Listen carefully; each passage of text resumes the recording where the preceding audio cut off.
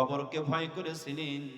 আল্লাহর নবীজির প্রাণপ্রিয় স্ত্রী খাদিজাতুল কুবরা রাদিয়াল্লাহু তাআলা আনহা কেমন করে তিনি ভয় করেছিলেন দেখেন। আল্লাহর নবীজির স্ত্রী আম্মা জান খাদিজাতুল কুবরা কবরকে বড় ভয় করেছিলেন। একদিন আল্লাহর নবীজির সঙ্গে আম্মা জান খাদিজাতুল কুবরা বসে বসে সুখ দুঃখের আলাপ করেছেন, নবীজির সঙ্গে গল্প করেছেন। এমন একটা অবস্থায় গল্প করেছেন, আল্লাহর নবীজি আম্মা জানের দিকে তাকায়া খেয়াল করে দেখতেছেন আম্মা জানের শরীরে যেই পোশাকটা দেখা যায়, সেই পোশাকটা এত তালি দেওয়া আছে, এত নরমাল পোশাক, একবার যদি ছিঁড়ে যায় দ্বিতীয়বার আর তালি দেওয়ার মতো কোনো জায়গা খুঁজে পাওয়া যায় না। নবীজি হযরতে খাদিজাতুল কুবরাকে ডাক দিলেন, ও খাদিজা, এই পৃথিবীর জমিনে তুমি আমার স্ত্রী, আমার সঙ্গে যখন তোমার বিবাহ হয় সবচাইতে ধনাঢ্যশালী তো একজন মহিলা তুমি। মক্কার জমিনে সবচাইতে বড় লোক, সবচাইতে ধনী মহিলা, সমস্ত সম্পদ নিয়ে তুমি আমার সঙ্গে বিবাহ বসেছিলে। খাদিজা রে, এত সম্পদ তোমার, সমস্ত সম্পদ গুলো তুমি আমার কদমে ঢেলে দিলা। খাদিজা, সব সম্পদ থেকে আমি নবীজি সম্পদ নিয়া নিয়া ইসলামের জন্য বিলীন করতে করতে আজকে আমি নবীজি একেবারে নিঃস্ব হয়ে গেছি। খাদিজা, কিন্তু আমি তোমাকে এতদিন হলো তোমার সঙ্গে সংসার করলাম। খাদিজা রে, একটা দিনের জন্য তো তুমি আমার কাছে ভালো একটা পোশাক চাইলা না। সুবহানাল্লাহ। একটা দিনের জন্য কি তুমি আমার কাছে ভালো একটা কাপড় চাইলা না? ও খাদিজা, একটা দিনের জন্য কি তুমি আমার কাছে ভালো একটা শাড়ি চাইলা না? কিসের জন্য চাইলা না? হযরতে খাদিজাতুল কুবরা চোখ দিয়ে দর দর করে পানি ছেড়ে দিয়া কান্না করে ডাক দিয়া বলে, প্রাণের স্বামী আমার, আমি যদি এই পৃথিবীর জমিনে আপনার কাছে কিছু চাই আপনি এনে দিবেন, কিন্তু আমি জানি আপনার কাছে যদি আমি কিছু চাই আমার স্বামীর বড় কষ্ট হবে। আমি খাদিজা চাই না আমার স্বামী কষ্ট পাক। ইয়া রাসূলুল্লাহ, এই জন্য আমার জাগতিক সুখ শান্তি দরকার নাই, জাগতিক পোশাক আমারও দরকার নাই, জাগতিক আরাম আয়েশের দরকার নাই। নবীজি, আল্লাহ নবীজি, আপনি যেহেতু বলেই ফেলেছেন যে আমার কাছে কিছু তো চাইলা না, আমি খাদিজা আজকের এই সময়ে আপনার কাছে কিছু আবদার করব। নবী গো, মেহেরবানি করে আপনি একটু বলবেন আপনি আমাকে দেবেন কিনা। সুবহানাল্লাহ। আমার নবীজি আম্মা জান খাদিজাতুল কুবরাকে ডাক দিয়ে বলতেছো, খাদিজা এমন করে বলো না, অবশ্যই আমি নবীজি তোমাকে দিব। কি চাও তাড়াতাড়ি করে বলো, কি চাও? আমি নবীজি তোমাকে দেওয়ার জন্য সর্বোত্তম চেষ্টা করব। আম্মা জান খাদিজাতুল কুবরা রাসূলকে ডাক দিয়া বলতেছেন, ইয়া রাসূলুল্লাহ, প্রাণের স্বামী আমার, দুনিয়ার জাগতিক সম্পদ আমার দরকার নাই, এই দুনিয়ার জমিনে কোন সম্পদ আমার দরকার নাই, পোশাক পরিচ্ছদ আমার দরকার নাই। নবী গো, আমি যখন এই দুনিয়ার জমিন থেকে বিদায় নিয়ে চলে যাব, দুনিয়ার জমিন থেকে বিদায় নিয়ে চলে যাবার পরে আমার তিনটা জিনিসের দরকার। সেই তিনটা জিনিস আপনার কাছে আমি আবদার করব। মেহেরবানি করে আপনি বলেন আপনি আমাকে সেই তিনটা জিনিস দিবেন কিনা। বিশ্ব নবীজিকে ডাক দিয়ে বলেন, ও খাদিজা, তিনটা জিনিস নয়, তুমি যদি আজকে শত দাবি আমার কাছে করো, আমি নবীজি কথা দিলাম শত দাবি তোমাকে পূরণ করার জন্য চেষ্টা করা হবে।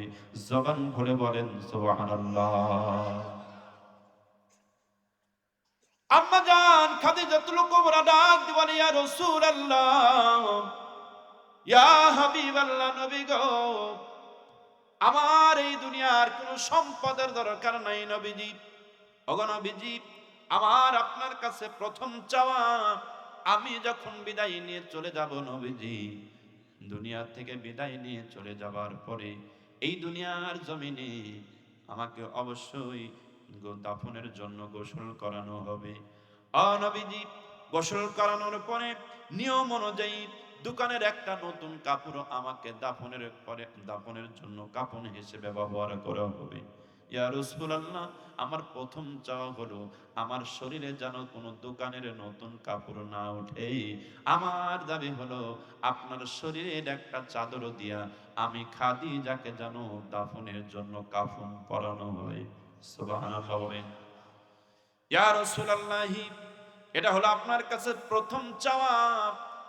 ও নবীজি, দ্বিতীয় নম্বরে চাওয়া হলো আমি যখন দুনিয়া থেকে বিদায় নিয়ে চলে যাব, আমাকে যখন কবরের জমিনে রাখা হবে, ইয়া রাসূলুল্লাহ, কবরের জমিনে রাখার আগে আপনি নবী, আপনার কাছে আমার দাবি, আমার কবরের ভিতরে আপনি একটু গড়াগড়ি দিয়া দিবেন ইয়া রাসূলুল্লাহ। আমি খাদিজাকে রাখার আগে আপনি একটু গড়াগড়ি দিয়া দিবেন, এটা হলো আমার 2 নাম্বার দাবি। 3 নাম্বার আবদার হলো আপনার কাছে, 3 নাম্বার চাওয়া হলো নবী গো, সব মানুষগুলো যখন আমাকে দাফন করে আমার কবর থেকে চলে যাবে, আপনি নবী আমার কবর থেকে যাবেন না নবীজি। ইয়া রাসূলুল্লাহ, আপনি আমার কবর থেকে যাবেন না যতক্ষণ পর্যন্ত মুনকার নাকিরের সওয়াল জবাব নিশ্চিত না করা হবে, ততক্ষণ পর্যন্ত আপনি নবী আমি খাদিজার কবর থেকে যাবেন না। এই 3টা দাবি আপনার ইয়া রাসূলুল্লাহ, ইয়া হাবিবাল্লাহ, প্রাণের স্বামী আমার, এই 3টা জিনিস আপনার কাছে আমার চাওয়া। আপনাকে আজকে আমার কাছে কথা দিতে হবে, এই 3টা জিনিস আপনি আমাকে দেবেন কিনা। সুবহানাল্লাহ।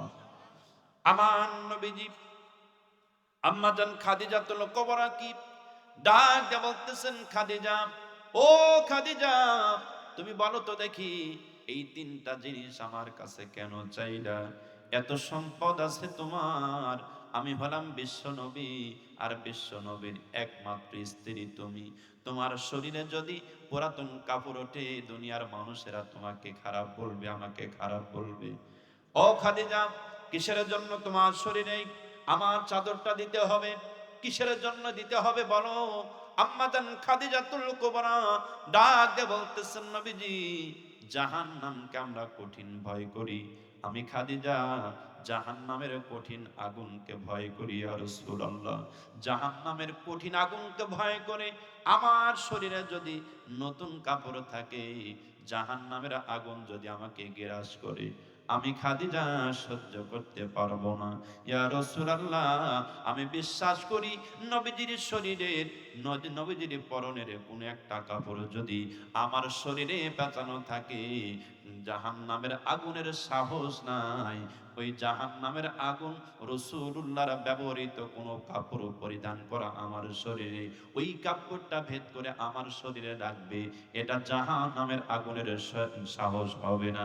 যার কারণে আমি খাদিজা আপনার কাছে আপনার পরনের একটা কাপড় চেয়েছি। জোরে বলুন সুবহানাল্লাহ।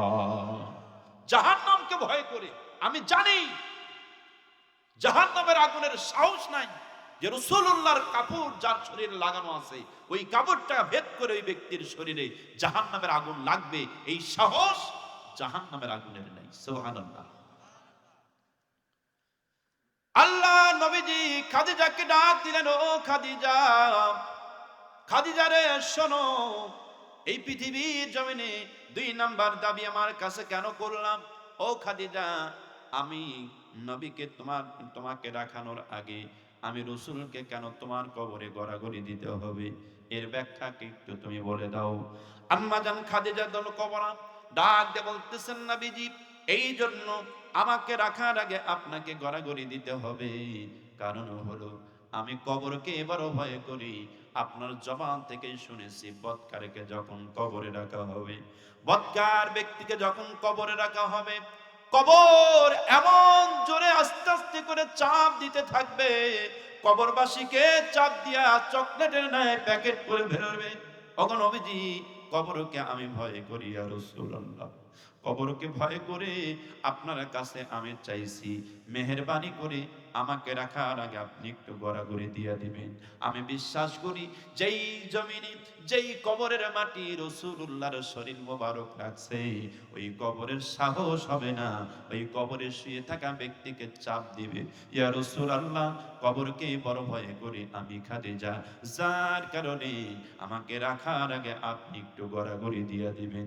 সুবহানাল্লাহ।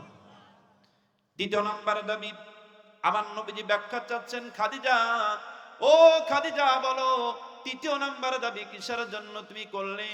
তোমার কবরের পাশে আমাকে কেন দাঁড়িয়ে থাকতে হবে? আম্মা জান খাদিজাতুল কুবরা ডাক দিয়ে বলেন, নবীজি আমি জানি মুনকার নাকিরের সওয়াল জবাব বড় কঠিন জবাব, না জানি কাল কিয়ামতের দিন আমি খাদিজা মুনকার নাকিরের সওয়াল জবাবের উত্তর আমি দিতে পারবো কিনা, এটা আমার বড় ভয় হয় নবীজি।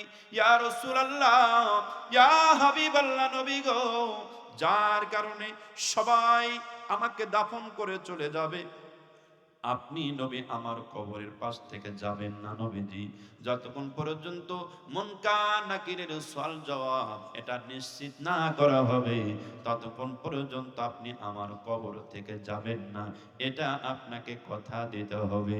আল্লাহর নবীজি সব দাবিগুলো আস্তে আস্তে করে পূরণ করবেন।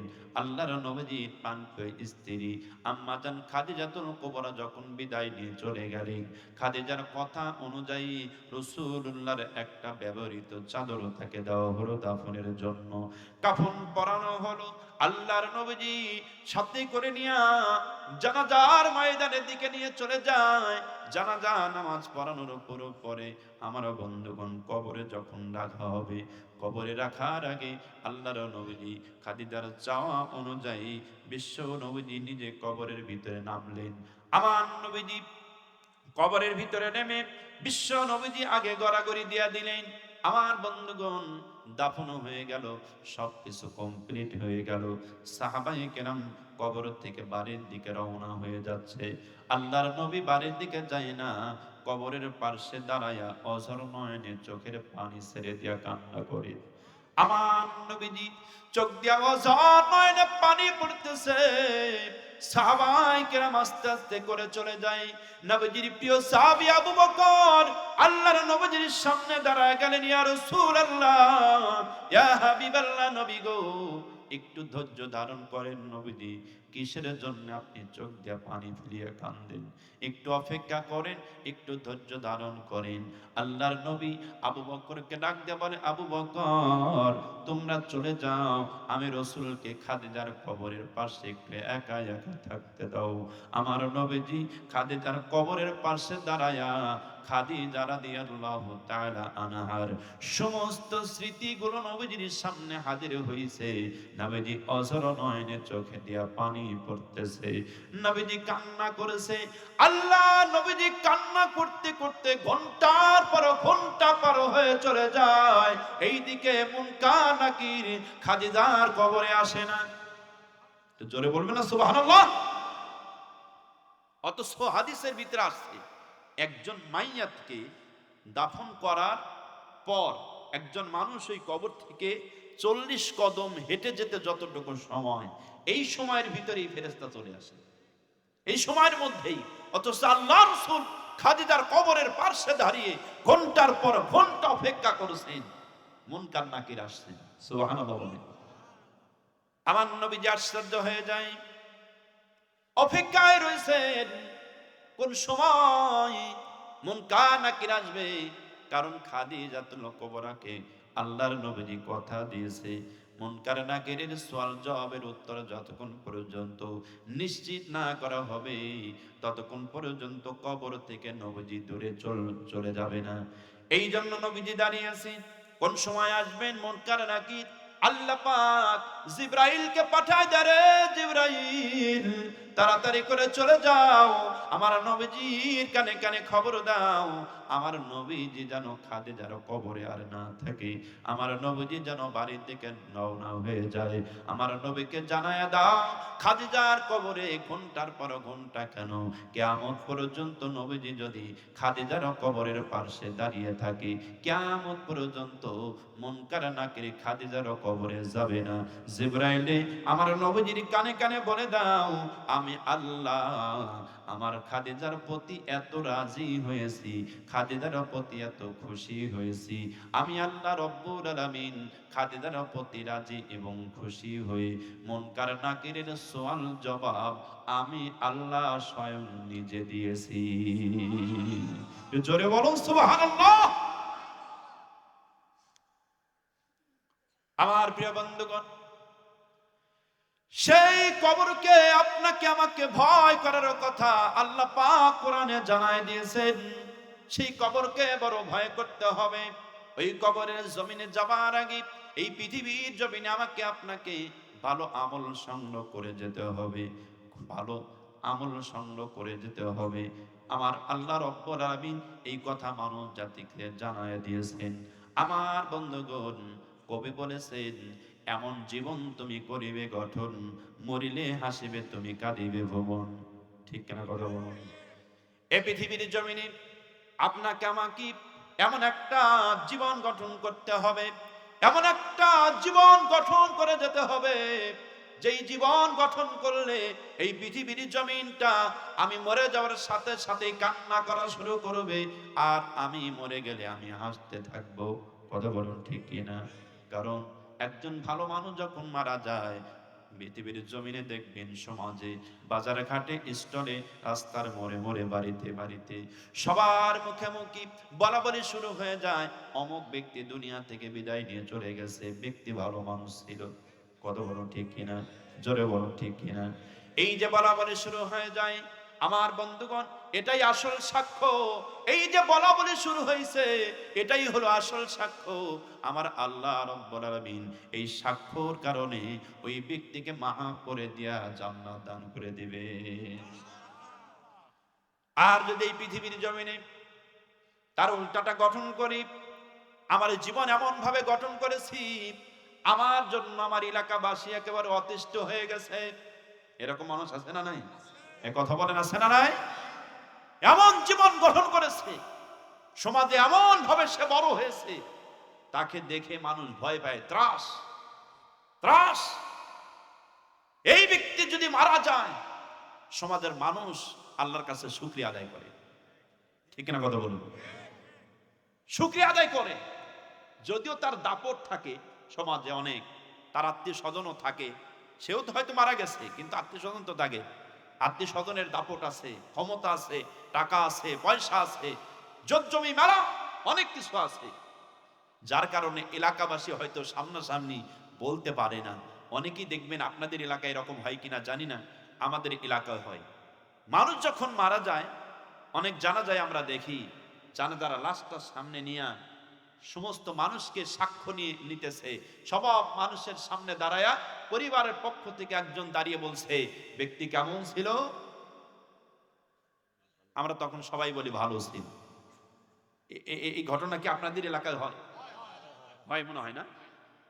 আমাদের এলাকায় এরকম মাঝে মাঝে আমরা দেখি, আত্মীয় স্বজনের পক্ষ থেকে অথবা ইমাম সাহেব দিয়ে বলায় যে ব্যক্তি কেমন ছিল, সামনে যারা দাঁড়ানো আছে নামাজের জন্য সবাই বলে ভালো ছিল।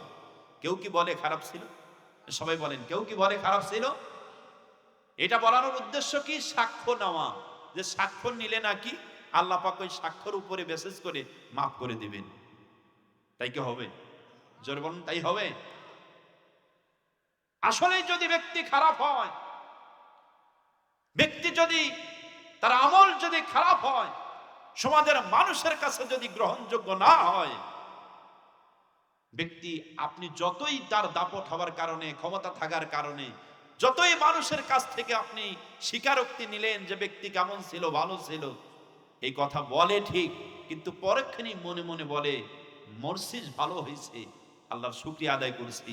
বহুত জ্বালানো জ্বালাইছে সমাজে, অনেক কষ্ট করেছে মানুষকে, অনেক নির্যাতন করেছে মানুষের উপরে, মসজিদ ভালো হয়েছে আলহামদুলিল্লাহ।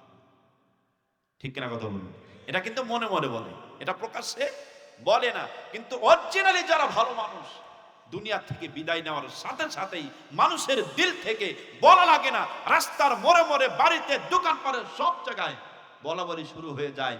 খবর পৌঁছার সাথে সাথেই মানুষ বলে ওঠে, আহ, ব্যক্তিটা চলে গেল, অনেক ভালো মানুষ ছিল। ঠিক কিনা কথা বলুন? যেটা বলে ঠিক কিনা? এই জন্য খুব ভালোভাবে খেয়াল করুন, আল্লাহ রাব্বুল আলামিনের আমল যদি আমরা না করে যেতে পারি, আল্লাহ পাকের কঠিন থেকে কঠিন আযাবের ব্যবস্থা আল্লাহ পাক যে আমাদের জন্য করে রেখেছেন, সেই জায়গায় আমাদের সকলকে চলে যেতে হবে। আল্লাহ পাক কোরআনে সুন্দর করে জানিয়ে দিয়েছেন, অসি কল্লাযীনা কাফারু ইলা জাহান্নামা যুমারা। আল্লাহ পাক কোরআনে সুন্দর করে বলতেছেন, ওয়াসিকাল্লাযীনা কাফারু ইলা জাহান্নামা যুমারা, জাহান্নামে যারা হবে তাদেরকে ধাক্কায়া ধাক্কায়া জাহান্নামের দিকে নিয়ে যাওয়া হবে। আমার প্রিয় বন্ধুগণ, কোরআনের অন্যত্র বলছেন, ওয়াসিকাল্লাযীনা তাকাউ রাব্বাহুম ইলাল জান্নাতি যুমারা, জান্নাতে যারা হবে তাদেরকেও ধাক্কায় ধাক্কায় জান্নাতের দিকে নিয়ে যাওয়া লাগবে। এখানে দুইটা দিক, একটা দিক হলো জাহান্নামে যারা হবেন তাদেরকেও ধাক্কানো লাগবে জাহান্নামের দিকে নিয়ে যাওয়ার জন্য, আবার জান্নাতে যারা হবেন তাদেরকেও জান্নাতের দিকে ধাক্কায় ধাক্কায় জান্নাতের দিকে নিয়ে যাওয়া লাগবে। দুটাই দিক, আবার কেমন কথা? আমি দেখছি অমুক জায়গায় আগুন আছে, অমুক জায়গায় সাপ বিচ্ছু আছে, ওই জায়গায় আমি যেতে চাবো না, এটাই স্বাভাবিক, তখন আমাকে ধাক্কানো লাগবে। ঠিক না কথা বলুন? কিন্তু অমুক জায়গায় দেখছি এইদিকে আমার জন্য ফুলের বাগান সাজানো হয়েছে, এত সুন্দর সুন্দর নাজ নিয়ামত আছে, ওখানে তো আমাকে দেখে দৌড়ে যাওয়ার কথা, কিন্তু ওখানেও কেন ধাক্কানো লাগবে? এটা আমাদের চিন্তার বিষয়। কথা বলুন ঠিক কিনা? দেখেন, একটা একটা করে বর্ণনা করি। সর্বপ্রথম একটু জাহান্নামের বর্ণনা করি। আমার বন্ধুগণ, জাহান্নামের দিকে নিয়ে যাবে আমাদেরকে, আমরা তো যেতে চাবো না, কিন্তু ধাক্কায় ধাক্কায় জাহান্নামের দিকে নিয়ে চলে যাবে। জাহান্নামের দিকে যখন নিয়ে যাবে, জাহান্নামের দরজায় গিয়ে যখন হাজির হব, জাহান্নামের দারোগা মালিক ডাক দিয়ে বলবে, ও জাহান্নামীরা, কেন তোমরা জাহান্নামে আসলে? তোমাদের কাছে কি কোনো ভীতি প্রদর্শনকারী কেউ কি কোনোদিন যায় নাই? তোমাদের কাছে গিয়া জাহান্নামের পরিণতির কথা কি কোনোদিন শোনাই নাই? আজকে জাহান্নাম কি কঠিন জ্বালায়া জ্বালায়া পোড়ায়া পোড়ায়া অন্ধকার রাতের চাইতে, অমাবস্যা রাতের চাইতে অন্ধকার করে রাখা হয়েছে। কেন আসলে জাহান্নামে? তোমাদের কাছে কি কোনো নবী রাসূল গিয়েছিল না? আলেম ওলামা কি যায় নাই? নবী রাসূল ওলামায়ে কেরাম কি আউলিয়ায়ে কেরাম কি কোনোদিন তোমাদের কাছে যায় নাই? জাহান্নামের পরিণতির কথা কি কোনোদিন শোনাই নাই? এই রকম ভাবে জাহান্নামের দারোগা আফসোস করে জাহান্নামীদের শোনাতে থাকবে। ওই সময় জাহান্নামীরা স্বীকার করবে, হ্যাঁ, আমাদের কাছে আলেম ওলামা আসছিল, আমাদের কাছে ওলামায়ে কেরাম আসছিলেন, আমাদের কাছে আউলিয়ায়ে কিরাম আসছিলেন, আমাদের কাছে নবী রাসূল আসছিলেন, সবাই আমাদেরকে কোরআন দিয়া হাদিস দিয়া খুলে খুলে জাহান্নামের পরিণতির কথা শোনাইছে। আমরা তখন মনে মনে ভেবেছি এই সমস্ত কথাগুলো মাওলানা মৌলবীরা বানায়া বানায়া বলে। নাউজুবিল্লাহ বলবেন না? আসলে কি আপনারা তাই বিশ্বাস করেন? মনে হয় আপনারাও কি তাই বিশ্বাস করতেছেন যে কথাগুলো আলোচনা করা হচ্ছে এগুলো মনে হয় আমরা বানায় বানায় বলি? হ্যাঁ, ওই সময় আফসোস করবে, আরে দুনিয়ার জমিনে যদি আলেমদের কথা আমরা আজকে যদি শুনে আসতে পারতাম, দুনিয়ার জমিনে যদি ওলামায়ে কেরামের কোরআন হাদিসের বয়ান যদি আমরা আমলের জিন্দেগিতে রূপান্তরিত করে আসতাম, আজকে জাহান্নামের কঠিন আগুনে জ্বলা লাগতো। ঠিক না কথা বলে? জাহান্নামের দারোগা বলবে, ও দুনিয়ার নাফরমান, যেহেতু কোরআন হাদিস বিশ্বাস করো নাই, আলেম ওলামাদের কথা তোমরা বিশ্বাস করো নাই, সুতরাং ঢোকো জাহান্নামের ময়দানে। জাহান্নামের ময়দানে আমরা ঢুকতে চাবো না, ধাক্কায়া জাহান্নামের দিকে নিক্ষেপ করে দিবে। জাহান্নামের দিকে যখন নিক্ষেপ করতে যাবে, আমার বন্ধুগণ জাহান্নামের দারোগার মালিকের পায়ে পড়ে যাবে, একটা ঘন্টা সময় দাও, একটা ঘন্টা যদি সময় দাও, আল্লাহর দরবারে কান্না করে দেখতে চাই, দেখি আল্লাহ রব্বুল আলামিন আমাদের জীবনের গুনাহ মাফ করে দেন কিনা। আপনারা একটু জোরে সোরে বলেন তো দেখি, আখিরাতের জিন্দেগিতে গিয়া যদি 1 ঘন্টা নয়, 1000 বছর জোরে যদি আল্লাহর দরবারে কান্না করি, হাসরের মাঠে কান্না করে কেউ কোনোদিন লাভ হবে? জোরে বলো, লাভ হবে? তবুও যখন বলা হবে, তবুও যখন জাহান্নামের দারোগাকে আবদার করবে 1 ঘন্টা সময় দাও, জাহান্নামের দারোগা মালিক 1 ঘন্টা সময় জাহান্নামীদের দেবেন, কান্না করতে থাকো, 1 ঘন্টা সময় দেওয়া হবে, জাহান্নামীরা 1 ঘন্টা সময় পেয়ে কান্না করতে শুরু করবে, এমন কান্না করতে থাকবে, কান্না করতে করতে চোখ দিয়া পানি শেষ হয়ে রক্ত প্রবাহিত হবে, রক্ত পড়া যখন শুরু হয়ে যাবে, এমন সময় জাহান্নামের দারোগা মালিক ডাক দিয়ে বলবে, হে দুনিয়ার নাফরমান, এই কান্নাটা যদি আল্লাহর দরবারে দুনিয়ায় যদি 1 ঘন্টা যদি আমার আল্লাহকে ভয় করে যদি কাঁদতে পারতা, 1 ফোঁটা পানি যদি ফেলাইতে পারতা, আমার আল্লাহ রব্বুল আলামিন আজকের এই জাহান্নামের কঠিন আগুনে তোমাদের জ্বলা রাখতো না। আমার প্রিয় বন্ধুগণ, জাহান্নামীদের নিক্ষেপ করা হবে, এই দিকে আল্লাহ রব্বুল আলামিন জাহান্নামের ফেরেশতাদের ডাক দিয়ে বলবে, ও ফেরেশতারা, জাহান্নামের শিকল ধরে, জাহান্নামের শিকলটা ধরে আরশে আজিমের নিচে তোমরা নিয়ে আসো, আরশের বাম দিকে হাজির করো, তবে সাবধান করে ধরে রেখো, আরশে আজিমের বাম দিকে যখন নিয়ে আসবা, সাবধানে তোমরা জাহান্নামকে ধরে নিয়ে আসবা, কারণ খোদার তো জাহান্নাম যখন জাহান্নামীদেরকে দেখবে, নাফরমানদের দেখবে, এমন জোরে জোরে লাফ মারা শুরু করবে, লাফের চোটে তারা এক লাফে সব খেয়ে ফেলবে, হিসাব করতে দেবে না।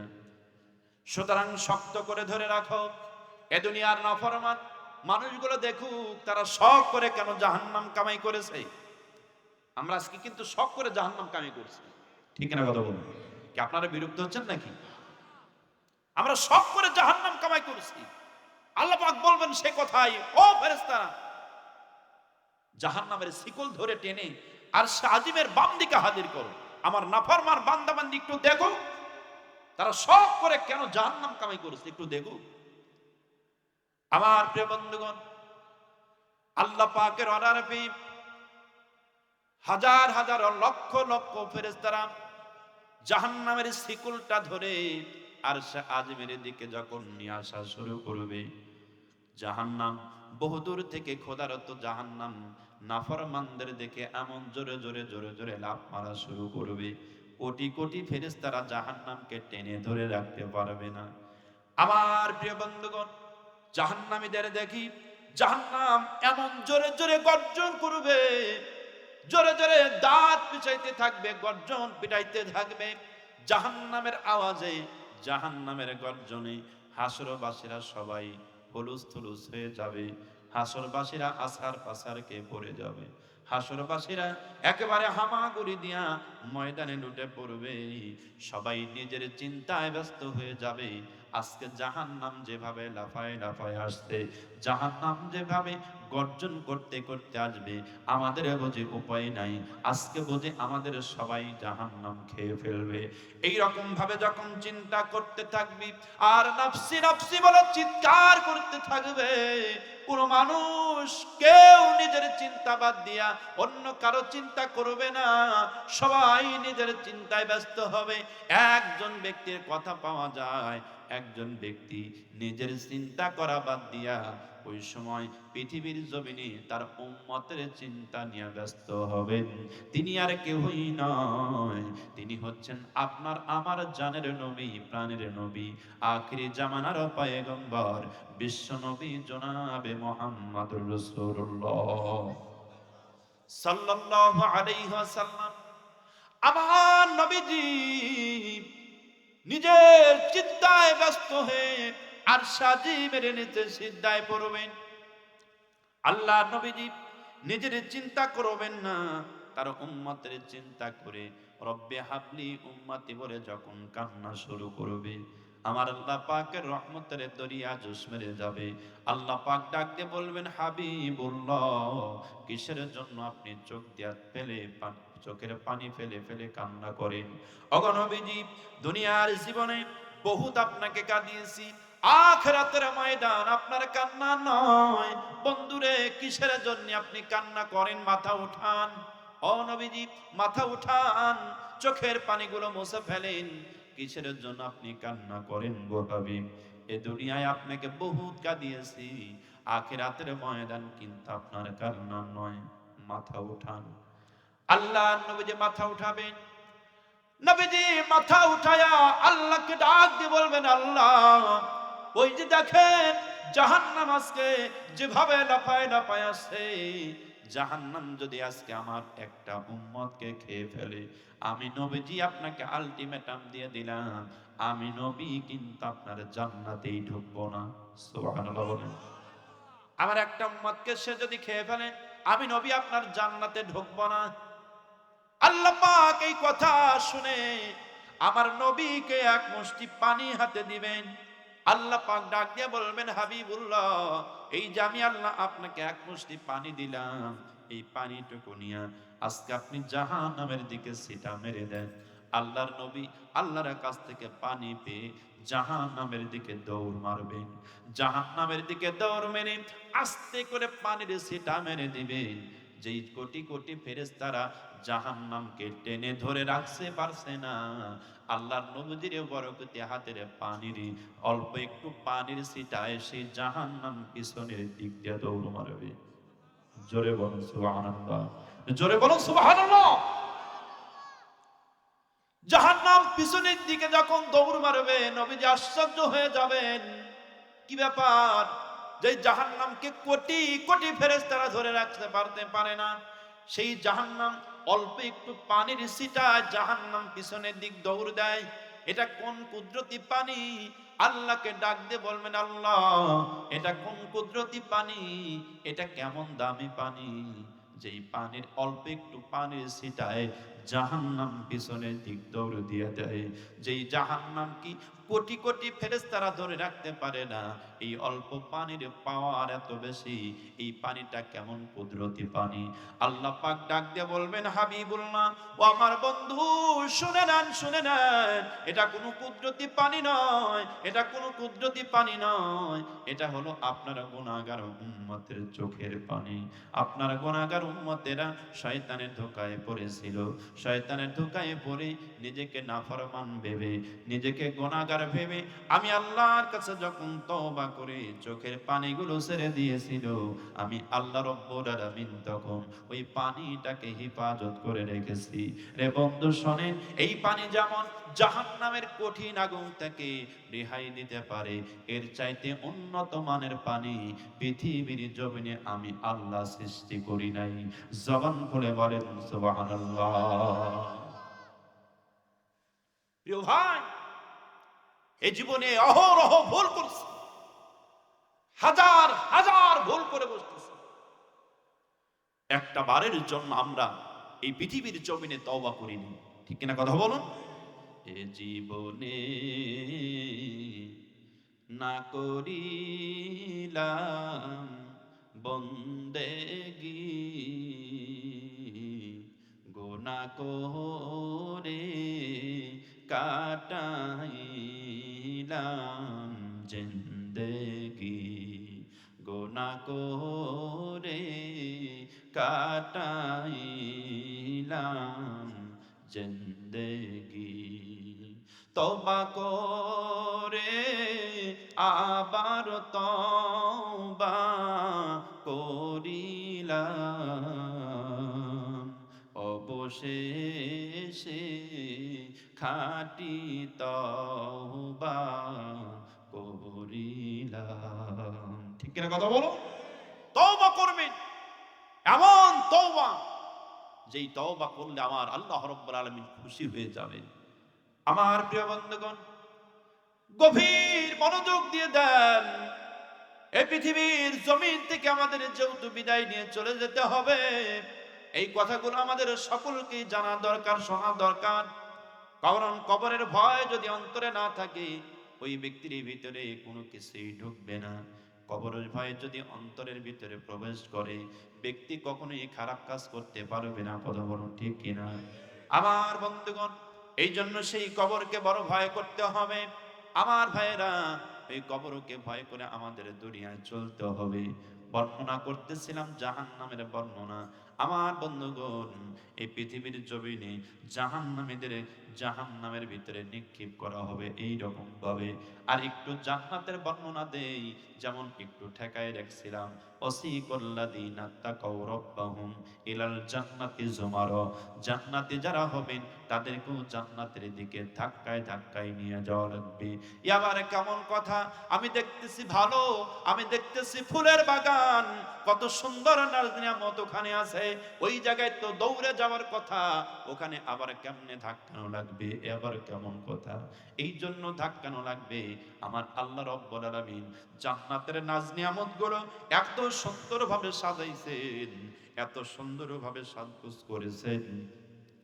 জান্নাতের প্রথম গেটটা দেখে জান্নাতি বান্দা বান্দির গুলো অন্তরটা ভরে যাবে। সুবহানাল্লাহ। আমার প্রিয় বন্ধুগণ, জান্নাত আল্লাহ পাক এত সুন্দর করে সাজাইছে, একটু উপরের দিকে তাকায় দেখেন, এই যে দুনিয়ার সামিয়ানা কত সুন্দর, কত সুন্দর দেখা যাচ্ছে। আমার আল্লাহ রাব্বুল আলামিনের জান্নাতটা এত সুন্দর করে সাজাবেন।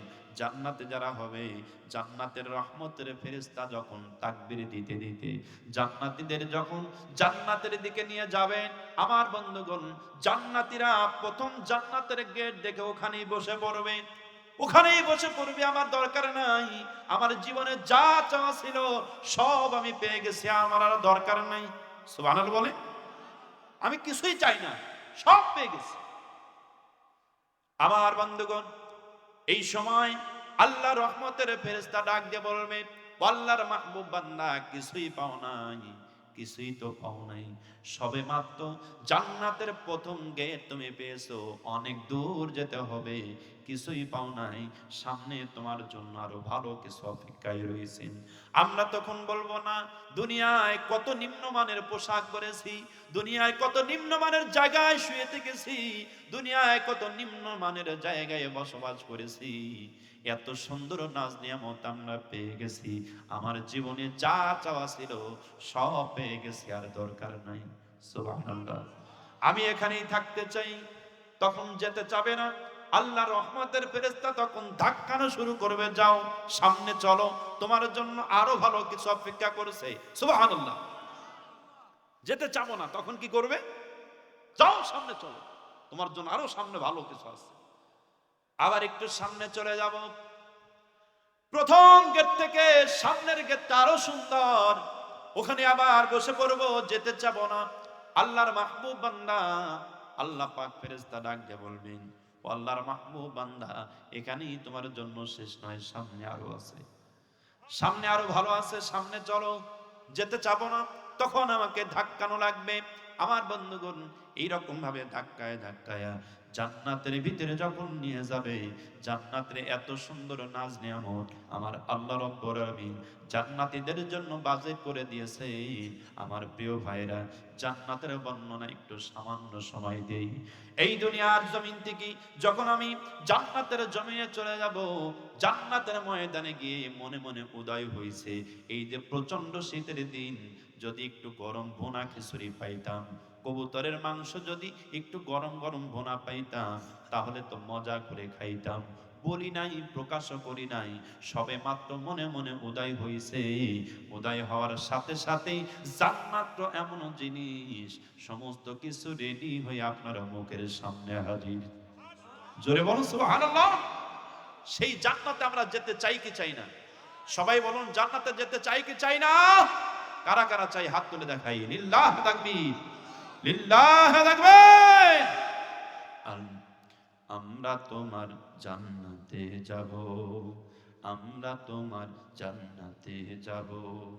কোরআন দিয়া হাদিস দিয়া, কোরআন দিয়া হাদিস দিয়া জীবন গড়িব, আল্লাহ তোমার জান্নাতে জান্নাতে যাব, জোরে আল্লাহ তোমার জান্নাতে যাব। ঠিক কিনা কথা বলো না? আমার প্রিয় বন্ধুগণ, গভীর মনোযোগ, এই কবরকে ভয় করেছেন রাসূলুল্লাহর কলিজার টুকরা বেটি ফাতেমা রাদিয়াল্লাহু তাআলা আনহা। আম্মা জানেনদের জন্য একটু আলোচনা নিয়ে যেতে হবে ওই দিকেই। ওগো আম্মা জানেরা শোনেন, আপনাদের জান্নাতের ভিতরে যিনি সর্দারিনী হবেন, রাসূল তার জবানে সুন্দর করে বর্ণনা করেছেন, আল ফাতিমাতু সাইয়্যিদাতু নিসাই আহলিল জান্নাহ। ফাতেমা হবে জান্নাতি সমস্ত নারীদের সর্দারিনী। আমার বন্ধুগণ, জান্নাতি সমস্ত নারীদের সর্দারিনী ফাতেমা জান্নাতের ভিতরে সর্দারিনী হবেন। এই দুনিয়ার জমিনে তিনি কিভাবে জীবনটা বাস্তবায়ন করেছেন সেই কথা শুনতে হবে। আম্মা জানেরা গভীর মনোযোগ, আল্লাহ নবীজির কলিজার টুকরা বেটি ফাতেমা এই পৃথিবীর জমিনে কোনোদিন পর্দা ছাড়েন নাই, অভাব অনটনে থেকেছেন, কোনোদিন পর্দা ছাড়েন নাই। আম্মাজান ফাতেমা রাদিয়াল্লাহু তাআলা আনহা যখন তিনি মৃত্যুবরণ করবেন, প্রাণের স্বামীকে ডাক দিয়ে বলেন, প্রাণের স্বামী রে, আপনার কাছে আমার কিছু ওসিয়ত আছে, এই ওসিয়তগুলো আমার মরণের পরে আপনি পূরণ করে দিবেন। ডাক দিয়ে বলেন, খাদিজা ও আয়েশা, কি ওসিয়ত তুমি আমার কাছে বলো তো দেখি। ডাক দিয়ে বলতেছেন, প্রাণের স্বামী রে, আমি যখন দুনিয়া থেকে বিদায় নিয়ে চলে যাব, আমি নবীজির ইসমত নবীজির কলিজার টুকরা বেটি ফাতেমা বিদায় নিয়ে চলে যাওয়ার পর তুমি আমাকে অবশ্যই অল্প মানুষ দেখে তুমি আমাকে দাফনের জন্য ব্যবস্থা করে দিবা। রাত্রি বেলায় দাফন করে দিও, অল্প মানুষ জোগাড় করে দাফন করে দিও।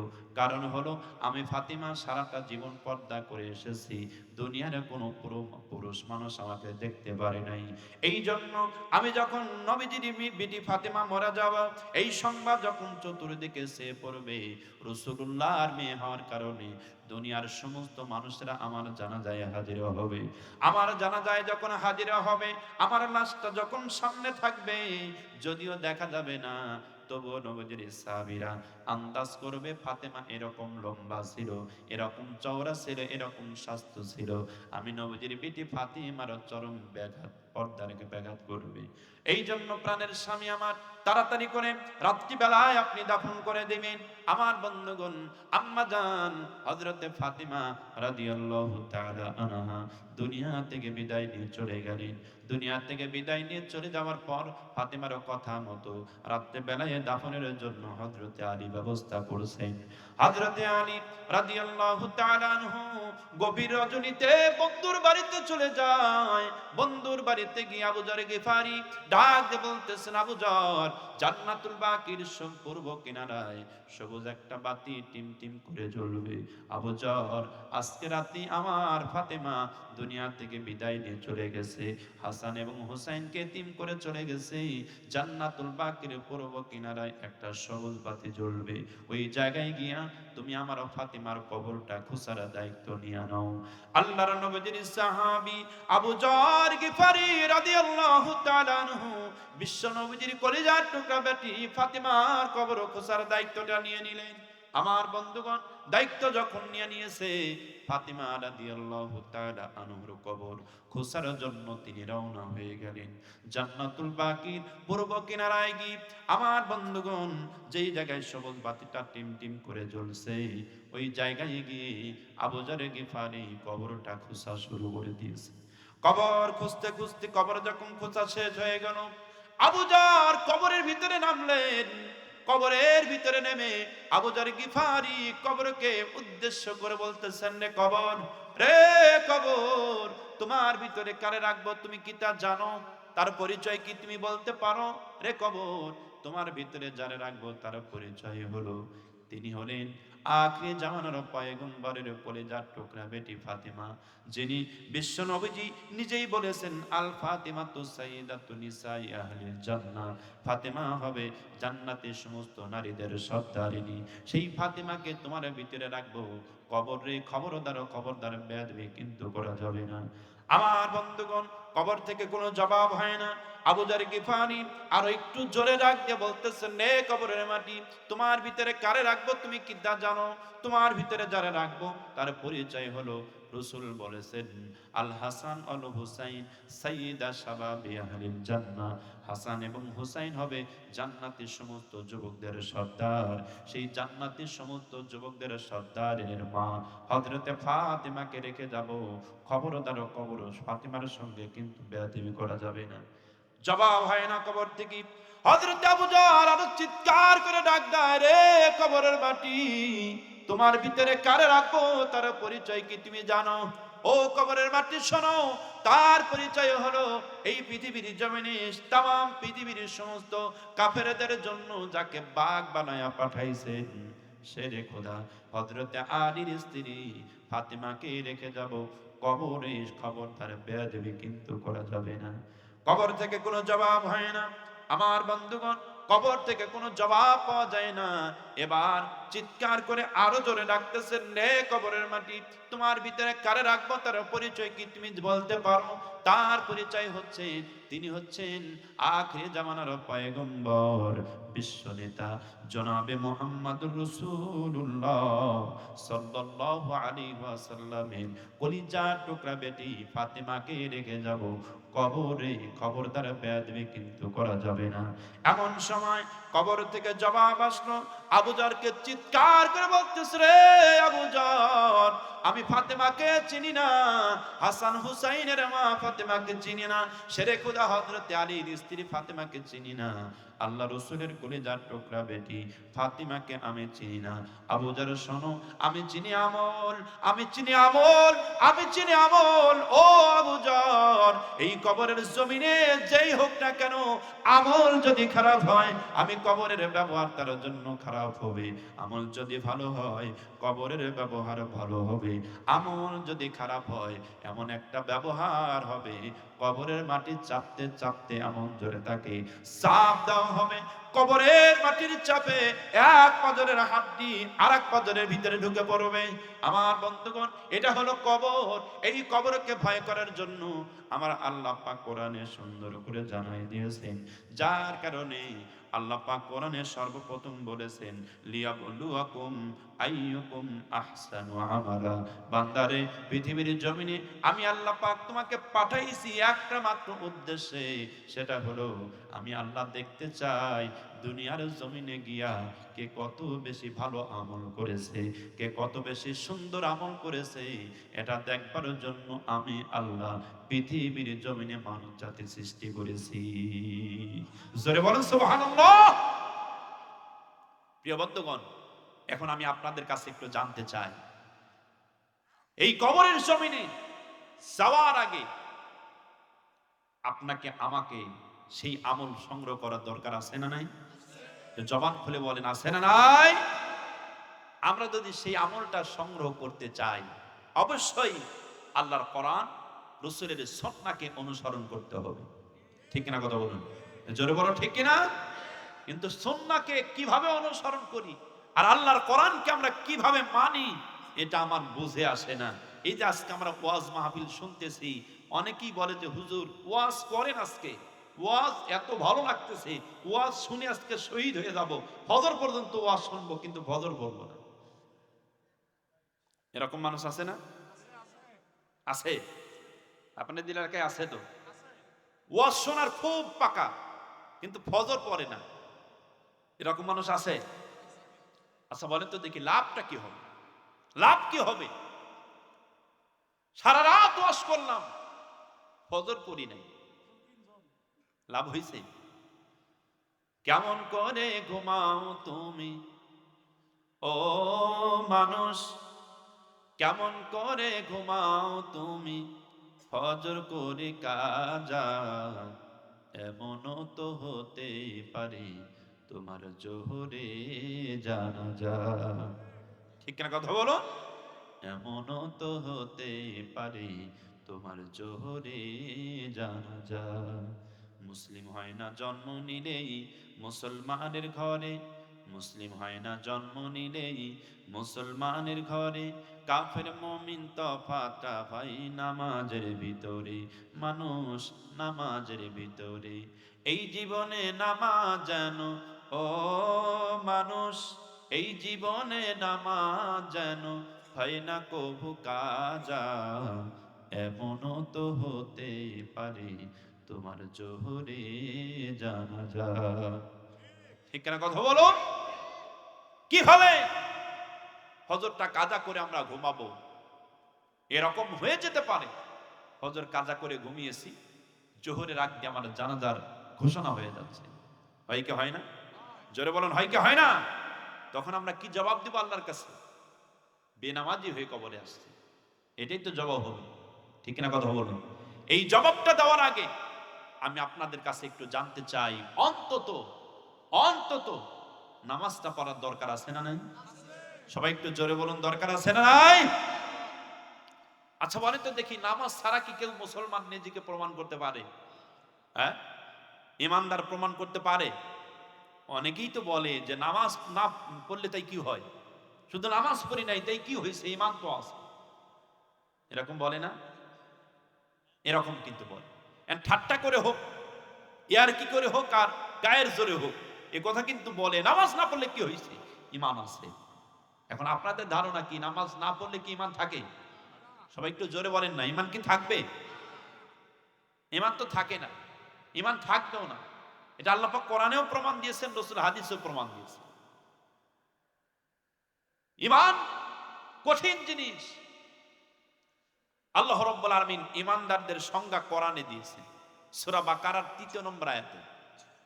সূরা বাকারা ২ নম্বর আয়াতে আল্লাহ রাব্বুল আলামিন বলেছেন, আল্লাযীনা ইউমিনুনা বিল গায়বি ওয়া ইউকিমুনাস সালাতা ওয়া মিম্মা রাযাকনাহুম ইনফিকুন।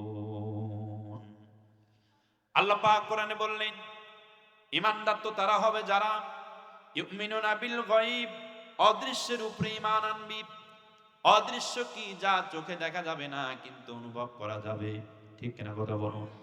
যেমন আজকে এই প্রচন্ড শীতের দিনে এই দিক থেকে ওই দিক থেকে বাতাস ঢুকতেছে, এই বাতাসটা কেমন, তার রূপ চেহারাটা কেমন বলতে পারবেন আপনারা? জোরে বলুন, বলতে পারবেন? কিন্তু অনুভব করা যাচ্ছে, বাতাস শরীরে লাগতেছে। ঠিক কিনা কথা বলুন? আমার বন্ধুগণ, অদৃশ্য হলো এমন জিনিস, আমার আল্লাহ পাক এমন অদৃশ্য, যার এই বিশাল আসমান জমিন গ্রহ নক্ষত্র নদী নালা খাল বিল দেখে বোঝা যায় এগুলো কোনো জিনিস এমনি এমনি হয় নাই, এর পিছনে একজন সৃষ্টিকর্তা আছেন, তিনি কে? আল্লাহ রাব্বুল আলামিন বলেন, এগুলো বিশ্বাস করা, অদৃশ্যের উপরে ঈমান আনা। ঈমানদার তো এই ব্যক্তি হবে যে ব্যক্তি অদৃশ্যের উপরে ঈমান আনলো। অদৃশ্যের উপরে ঈমান আনার পর সর্বপ্রথম ঈমানদারদের জন্য কাজ, সর্বপ্রথম দায়িত্ব হলো ওয়ায়ুকিমুনাস সালাহ, বান্দা আল্লাহর জন্য সালাত আদায় করবে। ঠিক কিনা কথা বলুন? ও আমার প্রিয় বন্ধুগণ, দেখেন আল্লাহ পাক ঈমান আনার পরপরই কর্মসূচি দিলেন, নামাজ আদায় করতে হবে। এখন আপনারা বলেন, আল্লাহ পাকের কর্মসূচিকে যারা মন্দ বলে, যারা বলে নামাজ না পড়লেও ঈমান আছে, একটু আওয়াজ তুলে বলেন তো দেখি, তাদের কি ঈমান আছে? জোরে বলুন, ঈমান আছে। এটা প্রমাণ হলো কোরআনে ঈমান নাই। কোরআনে প্রমাণ, আল্লাহ নবীজি হাদিসের ভিতরে সুন্দর করে জানাই দিয়েছেন এই বিষয়। লা ঈমানা লিমান লা আমানাত লাহু, যার কাছে আমানতদারি নাই তার ঈমানই নাই। লা সালাতা লিমান লা তুহুরা লাহু, যার কাছে পবিত্রতা নাই তার নামাজও নাই। নামাজ পড়তে হলে আগে তাকে পবিত্রতা অর্জন করতে হয়। ঠিক কিনা কথা বলুন? নামাজ পড়তে হলে ওযু করতে হয়, নামাজ পড়তে হলে তাকে পবিত্রতা অর্জন করতে হয়। হাদিসের ভিতরে আসছে, এই যে নামাজ পড়ার জন্য আমরা ওযু করি, এই ওযুটাই হবে জান্নাতে যাওয়ার প্রতীক। সুবহানাল্লাহ। জান্নাতে যাওয়ার প্রতীক হবে, চিহ্ন হবে। কেমন করে? আম্মা জান আয়েশা সিদ্দিকা রাসূলের সামনে একদিন কান্না করেছেন, ইয়া রাসূলুল্লাহ, ইয়া হাবিবাল্লাহ, আপনার কণ্ঠ থেকে বলতে শুনেছি কাল কিয়ামতের দিন মুসিবতের সময় নাকি এই পৃথিবীতে যত নবী রাসূল আগমন করেছেন সব নবী রাসূল কিন্তু একদিন দাঁড়িয়ে যাবে, আপনিও দাঁড়াবেন, আপনার উম্মত সেই দিন দাঁড়িয়ে যাবেন, সমস্ত নবী রাসূলের উম্মত সেই দিন দাঁড়ায় যাবেন। আমি আয়েশা একটা বিষয় চিন্তা করে বড় টেনশন হয়ে যাই, ইয়া রাসূলুল্লাহ, সমস্ত নবী রাসূলের উম্মতের ভিতর থেকে আপনি আপনার উম্মতদেরকে কেমন করে চিনতে পারবেন নবীজি? এ বিষয় আমি চিন্তা করে বড় পেরেশান হয়ে যাই। আল্লাহর নবীজির স্ত্রী যখন এই কথা বলেন, আল্লাহর নবীজি ডাক দিয়ে বলতেছেন, ও আয়েশা, চিন্তা করো না, টেনশন করো না। কোন ঘোড়া যদি তাকে কপাল সাদাওয়ালা, এই ঘোড়াটাকে যদি লক্ষ কোটি ঘোড়ার ভিতরে ছেড়ে দেওয়া হয়, বলো দেখি আয়েশা, ঘোড়াটাকে কি চিনতে দেরি হবে? আম্মা জান বলছেন, নবীজি মুহূর্তের ভিতরেই সেই ঘোড়াটা চেনা যাবে। আমার নবীজি বললেন, আয়েশা, এটাই হলো উম্মত চেনার উপায়। এই পৃথিবীর জমিনে যারা দৈনিক 5 ওয়াক্ত বেদে নামাজ আদায় করেছিলেন, দৈনিক 5 ওয়াক্ত বেদে নামাজ আদায় করার কারণে দৈনিক কমসে কম তাদের 5 বার করে ওযু করতে হয়েছে। ঠিক না কথা বলুন?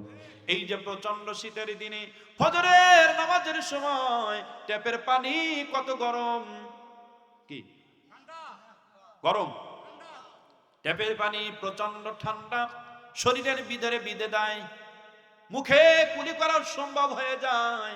এত ঠান্ডা পানি দিয়ে যারা শীতকেও ভিক্ষা করে ওযু করলো, আল্লাহ রাসূল বললেন, ওযু যারা করেছে কাল কিয়ামতের দিন ওযুর প্রত্যেকটা অঙ্গ প্রত্যঙ্গ গুলো নূর দ্বারা চমক মারতে থাকবে, নূরের ঝলক মারতে থাকবে। তখন আমি রাসূল ওই নূরের চমক আর ঝলক দেখেই চিনে ফেলবো এটা আমার উম্মত। সাথে সাথে আমি নবীজি ওই ব্যক্তিকে ধরে ধরে আল্লাহর জান্নাতে পৌঁছায়া দেব। এখন আপনারা বলেন, যারা নামাজ পড়ে না তাদেরকে ওযু করা দরকার হয়? একটু কথা বলেন না ভাই, ওযু করা দরকার হয়? ওযু করে, দরকারও নাই, করেও না। আর ওযু যদি না করে, এই হাদিসের ভাষা অনুযায়ী তার অঙ্গ প্রত্যঙ্গে নূর দ্বারা চমকাবেও না, রাসূল আপনাকে উম্মত বলেও চিনতে পারবে না, চিনতেই পারবে। এরপরে নবীজি বললেন, লা দীনা লিমান লা সালাত লাহু, যার কাছে নামাজ নাই তার কাছে দ্বীন নাই, ঈমান নাই, কিছুই নাই। ঈমানদার বলে দাবি করতে পারবে না, ঈমানদার বলে দাবি করার কোনো অধিকারই নাই, হকই নাই তার। কিসের তুমি ঈমানদার? নামাজ পড়ো নাই, ঈমানদার দাবি করতে পারবে না তুমি। কথা বুঝে আসছে? যে ব্যক্তি নামাজ পড়ে না, ঈমানদার বলে দাবি করার কোনো অধিকারই তার নাই, কোনো অধিকার নাই। কিসের তুমি ঈমানদার? নামাজ পড়ো না, আবার নিজেকে ঈমানদার বলে পরিচয় দাও। আল্লাহর নবী যে হাদিস বর্ণনা করতেছিলেন, সাহাবীরা সামনে বসা ছিলেন, নবীজি বললেন, সাহাবীরা আমার দিকে তাকাও, আপনারা সবাই আমার দিকে একটু তাকাবেন। রাসূল নিজের দিকে তাকাইতে বলে আল্লাহ নবীজির মাথার দিকে তাকাইতে বললেন, সাহাবীরা দেখো, আমি নবীজির গোটা শরীরে মাথার একটা মর্যাদা আছে, এই মাথাটা যদি আমার শরীর থেকে আলাদা করে দেই, এই বডির কিন্তু দাম নাই। কথা বলুন ঠিক কিনা? এমনকি এই বডিটা কার আপনারা চিনতে পারবেন না, আমার নিজের মানুষও চিনতে পারবে না। রাসূল বললেন, একজন মানুষের শরীরে মাথার যেরকম মর্যাদা আছে, মাথা কেটে ফেলে দিলে যেমন বডির দাম থাকে না, ইসলামের সেই নামাজের মর্যাদা, যে ব্যক্তি ইসলাম থেকে নামাজটা আলাদা করে দেয়, নামাজটা বাদ দিয়ে দেয়, ওই ইসলামের 4 পয়সাও আল্লাহর কাছে কোনো দাম থাকে না। ঠিক না কথা বলুন? জোরে বলুন ঠিক কিনা? সুতরাং আমি আপনাদের মাঝে জানতে চাই, ও বন্ধুগণ, শেষ পর্যায়ে আমরা চলে এসেছি। আপনারা বলুন তো দেখি, ওই কবরের জমিনে, কবর জমিনে জাহান্নামের কঠিন শাস্তি থেকে বাঁচার জন্য একটু সকলকেই বলতে হবে, নামাজের দরকার আছে না নাই? জোরে বলুন, আছে না নাই? কারা কারা নামাজ পড়তে চান হাত তুলে দেখেন। মাশাআল্লাহ, সকলেই তো নিয়ত করবে। সবাই নিয়ত করেন, পড়তে পারেন আর না পারেন, নিয়ত করে ফেলুন। নিয়ত করলে, ভালো কাজের নিয়ত করলে নেকি দেয় কে? সওয়াব দান কে? ভালো কাজ করার নিয়ত করার সাথে সাথেই সওয়াব লেখা হয়। সুবহানাল্লাহ। আর যখন আপনি খারাপ কাজ করবেন, করার পরেও গুনাহ লেখা হয় না, জানেন আপনারা? খারাপ কাজ করার পরেও গুনাহ লেখা হয় না, সময় দেওয়া হয় বান্দা ভুল বুঝতে পারে কিনা। বান্দা যদি ভুল বুঝে তওবা করে, গুনাহটা লেখা হয় না, আল্লাহ রাব্বুল আলামিন মাফ করে দেন। এজন্য আপনারা ভালো কাজ করার জন্য যখনই বলা হবে সাথে সাথে নিয়ত করে ফেলবেন, আর একটু চেষ্টা করবেন করার জন্য। ঠিক কিনা কথা বলুন?